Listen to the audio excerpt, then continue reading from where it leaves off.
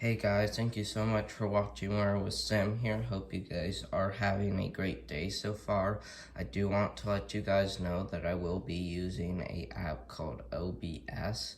It's a really popular app and it's really good for like live streams and videos and stuff on a desktop. So if you guys want to get that, down below in the description, you guys can. I'm not like gonna be showing you how to use it, but like you guys can get it and learn about it if you want. But I'll be using it to create my live streams, and so they'll look a lot better and cleaner compared to my other ones. If you guys really like my channel so far, you guys can also go ahead and click that subscribe button. I really appreciate those new subscribers who have subscribed to my channel, because I got up to 26, which kind of surprised me. So thank you guys very much for doing that. But we take a look at the severe weather outlook for today. We actually do have a decent threat of severe weather. We got a marginal risk over here across southern North Carolina, getting down into all of South Carolina, and then pretty much all of eastern Georgia, or I mean northeast Georgia. You can call it either one because it's kind of tilted, so it's not like straight east, but I just call it eastern Georgia. But tornado threat, no tornado threat at all. Wind and hail threat will be the main threats, and they aren't really different. So just be aware of that. It does include Charlotte, Columbia, Charleston, Savannah, and then even Wilmington. So all those popular cities. So yeah, so climate predictions in our outlook. We will go ahead and take a look at the 6 to 10 day outlook, and I was surprised to see a chance for above average precipitation for much of the Ohio Valley. So, I mean, it's pretty good that we're starting to see some precipitation outlook for the Ohio Valley, because they're actually in that moderate drought. Hopefully it will downgrade, but we are even seeing slightly to a little bit above average temperatures for the eastern United States, while we do have a good chance for well below average temperatures over here for the northern United States, getting down into Texas. So I mean this is something to keep an eye on, but we'll have to see how it really plays out. But 8 to 10 day outlook, precipitation outlook dies down. At least the chance gets lower, but the slightly above is widespread, which we kind of do need, because lots of the United States could use the precipitation due to the drought, especially the South. But we're also seeing pretty well above average temperatures across the northern United States again. So, I mean, this could definitely be the most coldest air the northern United States has ever seen. I mean, from what I have learned, this could definitely be one of our most earliest winter storms on record. So we'll have to see about how it works out. I'm not saying it will be a record, but I think it's a possibility that we do see a pretty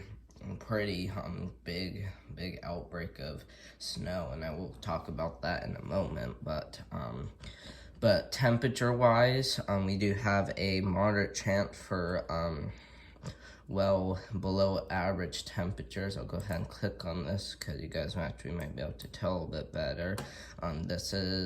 Do you see that blue area heading from northern Minnesota all the way down into Colorado and then up into Washington? That's a slight risk for well below average temperatures. And then I think was this one? This is slight risk of heavy snow. Okay, this very dark purple right here, that is a moderate risk for much below average, while this purple right here means a slight risk of very heavy snow. And then we also got a wind outlook for pretty much the same areas that have the well below average temperatures, and even the heavy snow outlook too as well. So I mean, this could be a blizzard outbreak. I mean, that's kind of what I'm saying. We could definitely see some record with this with these big snows. So I mean, it's at least not rolled out, but we'll have to keep our eye on this. I can't prove that we'll see a record, but we'll have to really see. Excuse me.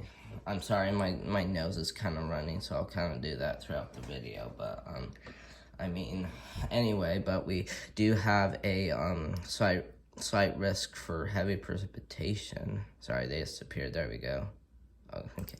And a slight risk for heavy precipitation across much of the south. Doesn't include the southeast, but it does include the south, getting into the Mississippi Valley, maybe a little bit of the southwest Ohio Valley, and then over into Missouri, Oklahoma, Texas, and then other areas in between them. So National Weather Service Outlook, so we do take a look at these. Let's see, we're gonna click on this and see what this means. We got dense fog advisory, beach hazard statement. We even got a coastal flood advisory, and let's see, beach hazard statement right there.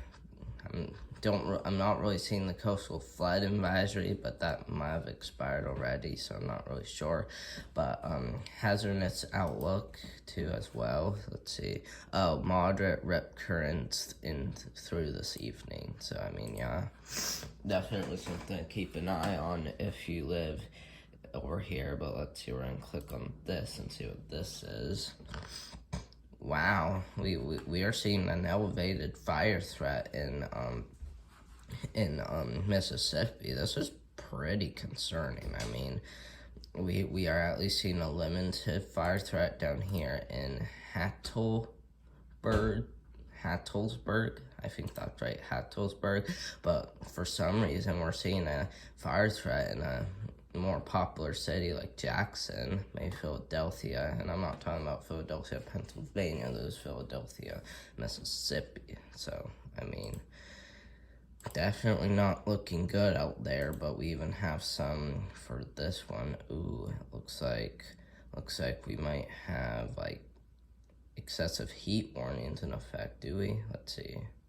Oh, I think that's the special weather state. Oh, that special weather statements for patchy fog. For a second, I'm like, wow, those temperatures are high. But we'll show you guys that in a minute. But I will look at the GFS model. As you do see, we do have some pretty active storms around, especially over here in the Appalachian Mountains. We'll go ahead and continue to take this forward. As you see, oops, I'm sorry about that.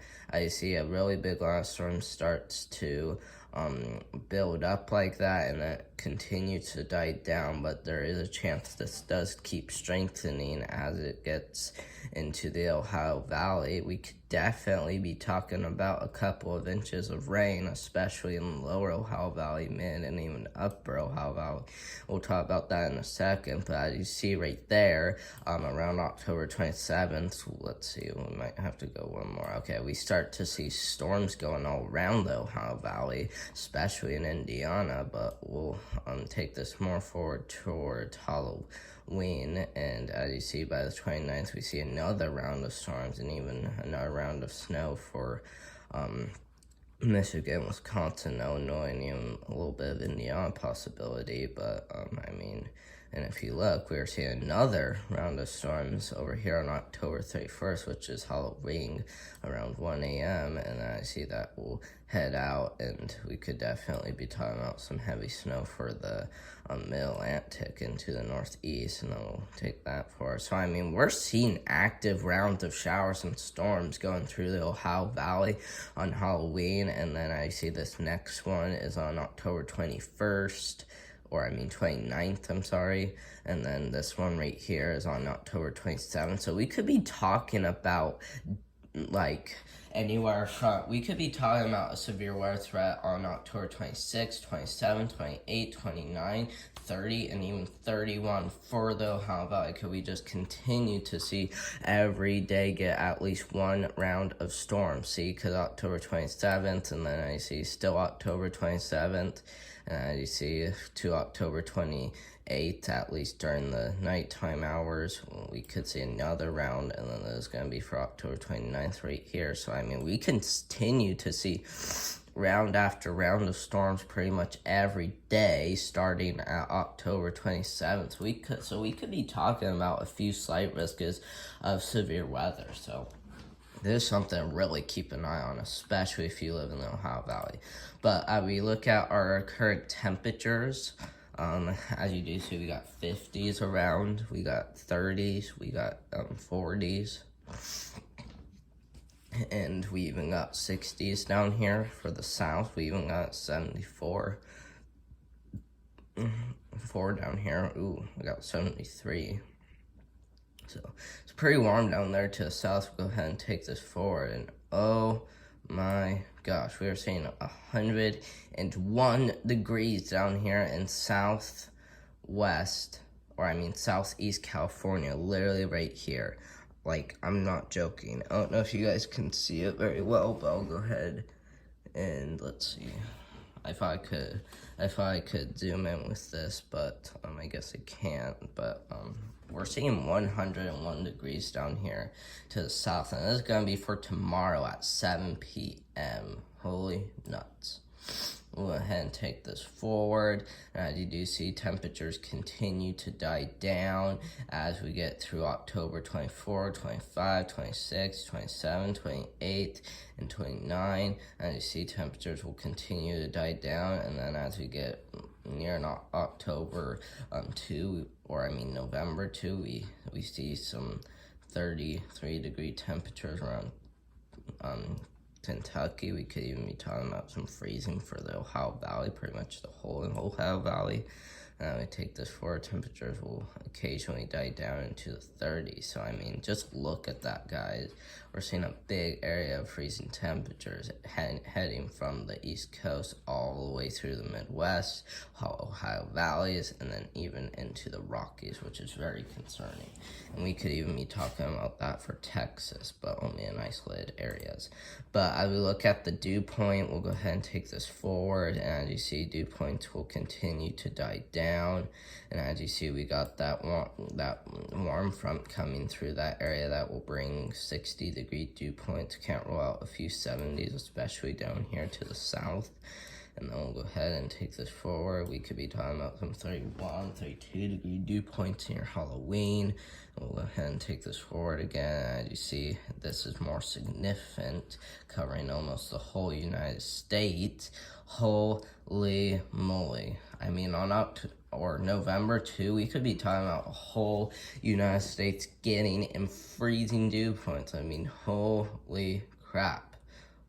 Like, I am about to freak out. This is with the GFS model right here, okay, guys? The GFS model is what's giving me this information, and I am already freaked out about it. I mean, I do not know if this has happened or not, but it looks like for the whole entire United States seeing freezing dew points, that is not rolled out, okay? We could be talking about an entire frost advisory for these areas. Isn't this crazy? This is gonna be for November 2. Like, holy crap. I mean, just look. We are seeing every single area in the United States getting freezing dew points. Like, I'm not joking.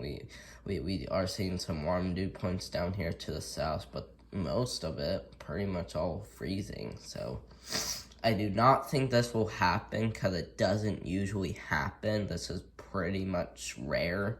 So, I mean, we'll have to see it. But since the GFS model does show that the whole United States could get freezing dew points, this could definitely be a record, okay? I'm not joking. This could be a record for freezing dew points this time of year for the whole United States.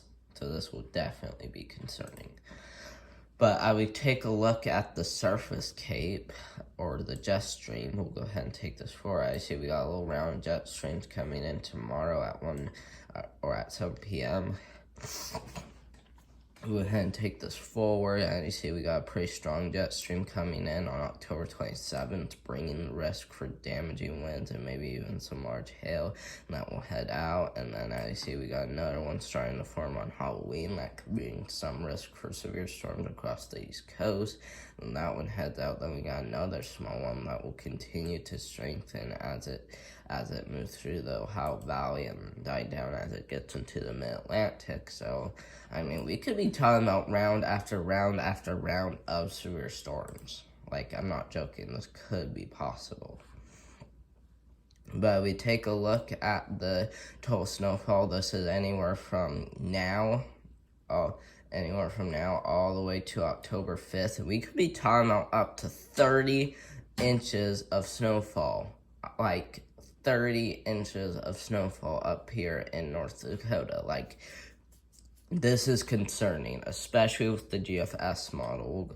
I can also show you the CMC model. Let's see. Okay, there we go. Just updated. The CMC model is saying anywhere from today all the way to October 29th, we'll see less snow, but it sounds like we could still be getting up to a foot. Let's see what the, icon model shows. Let's see, it says anywhere from today to October 25th, we could be talking about a few inches of snowfall. So the GFS model does go the farthest. Let's see. Let's look at this one. Okay, I apologize for that. I got on the wrong one. Let's see, 24-hour. Let's see, total. Okay, there we go. We're back to it. Okay, for the GFS model, precipitation-wise, I actually just did this. I was actually on the wrong one again. I meant to do snowfall. Okay, I apologize. Snowfall, and as you see, we could see up to a foot of snow in North Dakota, and then all around that up to a foot of snow, and then down here in Wyoming, Utah, Colorado, Nevada, Idaho, Washington, even Oregon, even Montana, even Nebraska, even Iowa, even Illinois, Wisconsin, Minnesota, and even pretty much the whole Northeast could even get up to, I don't know, anywhere from an inch to approximately a foot of snow. So this is concerning, but I would take a look at the precipitation. Okay, there's anywhere from now all the way to November 5th. And as you see, we could see up to 3 inches of rain for the lower Ohio Valley. I mean, we need this really bad, okay? We need this, because in the last video I showed you that most of the state of Indiana did have the moderate drought, and it did update just a few days ago, bringing pretty much all of southern Indiana in the moderate drought, so definitely pretty concerning. But we could be even talking about a foot of rain down here in Texas, Arkansas, and even southeast Oklahoma. And I mean, this isn't like the total precipitation for just your day. This is total for anywhere from today to November 5th. And this is with the GFS model right here, okay?